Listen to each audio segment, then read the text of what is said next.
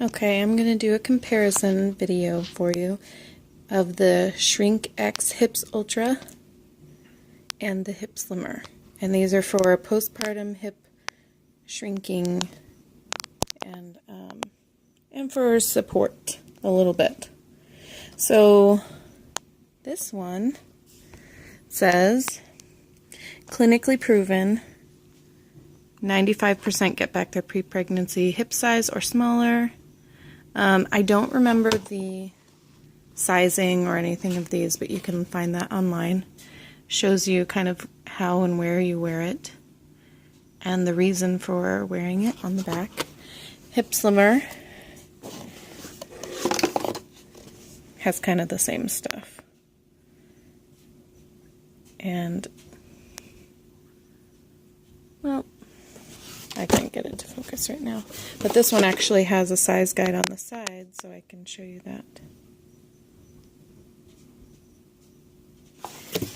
So anyway, here are the two products.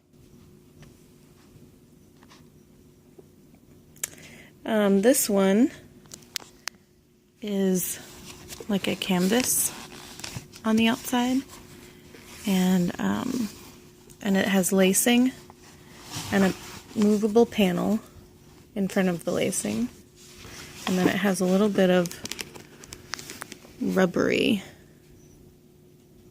material, there you go, on the stretchy material inside to, I guess, kind of help it stay in place. This one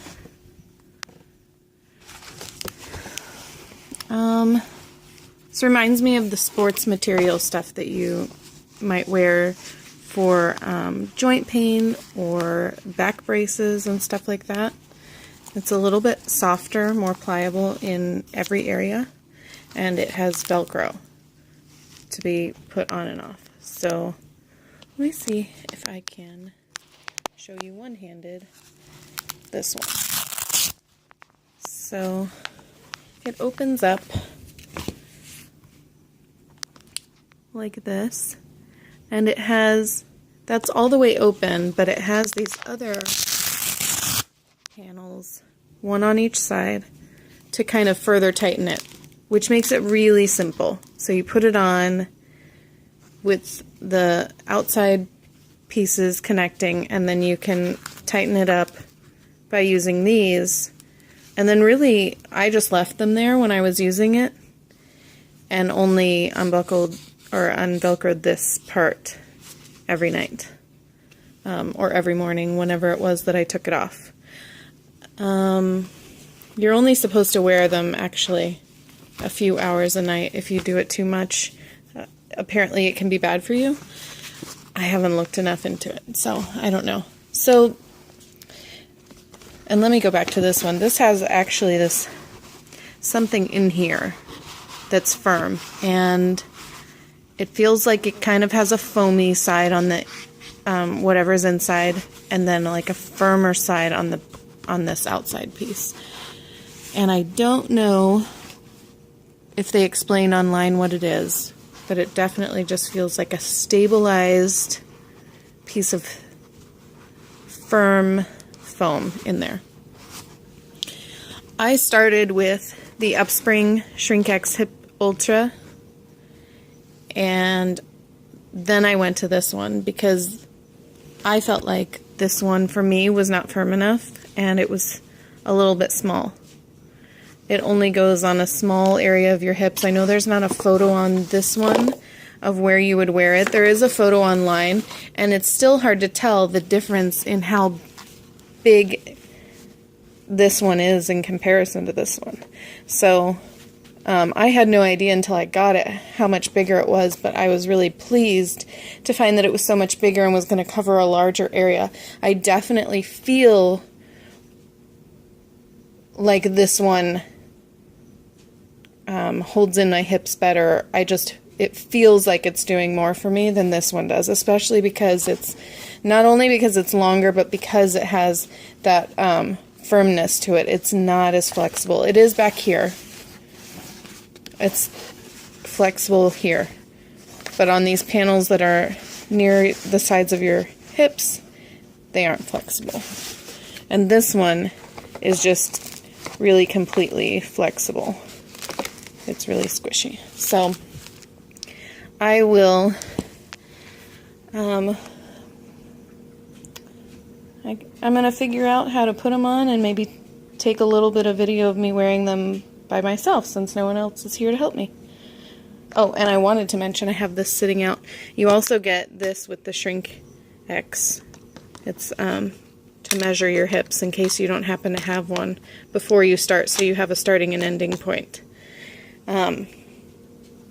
So that is a nice little freebie, but they're pretty inexpensive to get anyway if you don't already have one, so it's not like that's a downside to this one. And I believe this one is more expensive. I'll have to double check. So there we go. This is the Shrinkx hips, or Shrinkx hips, I don't know, however you say it. Lots of muffin top. You'll get that with both of them. So this one, like I said, goes on with that main Velcro piece. And these are the ones that you can tighten to get a firmer grip on it.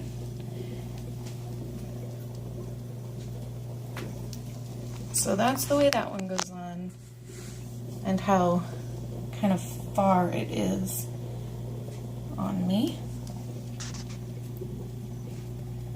Okay, so I wanted to show this one too before I lace it up, just so you can see kind of how it goes on to begin with. And yes, I put it on correctly.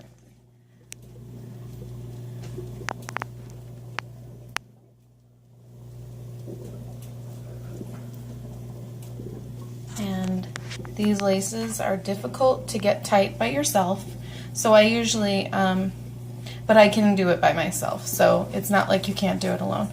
So I usually tighten one or the other, top or bottom, and then the other one, and then I lay down and finish it up and retighten both of them, and I get a much, much tighter fit if I'm laying down when I do it, when I finish it up.